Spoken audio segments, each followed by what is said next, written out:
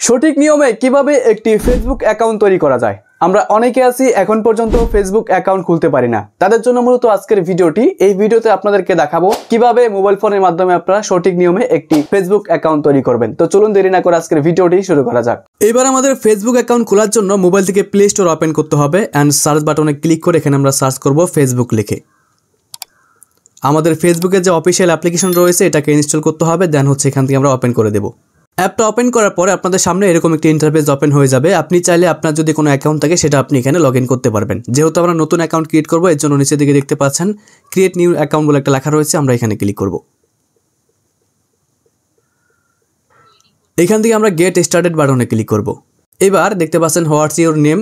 So এখানে কিন্তু আপনাকে আপনার নাম দিতে হবে ফেসবুক আইডির জন্য। সো আমি হচ্ছে আমার নামটা এখানে বসাই দিচ্ছি।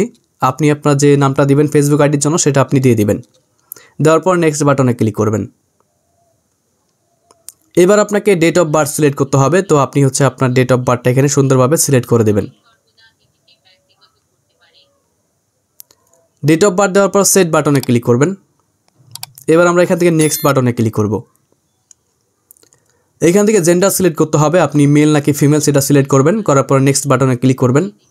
এখানে কিন্তু আপনাকে একটি মোবাইল নাম্বার দিতে হবে, যে মোবাইল নাম্বারের মাধ্যমে কিন্তু পরবর্তীতে আপনার এই ফেসবুক আইডিটা লগ ইন করতে পারবেন। ঠিক আছে, এবার দেখেন আমার যে আগের একটা আইডি ছিল সেটা কিন্তু এখানে শো করতেছে। আমি চাইলে এটাকে লগ ইন করতে পারবো।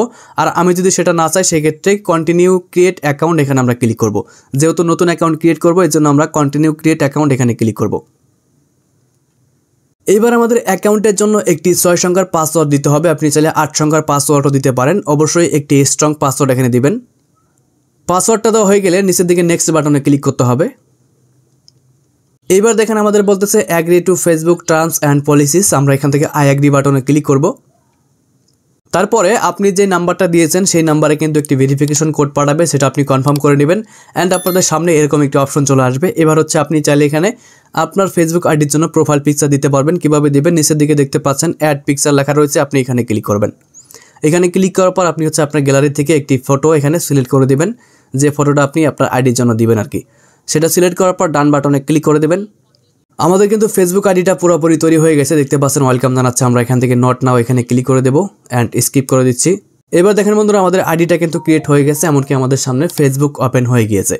এবার আপনার এই ফেসবুক আইডির জন্য কিছু সেটিং কিন্তু অবশ্যই করতে হবে। কিভাবে করবেন, সেটিং করার জন্য দেখতে পাচ্ছেন এখানে আপনার প্রোফাইলটা শো করতেছে, জাস্ট এখানে ক্লিক করবেন।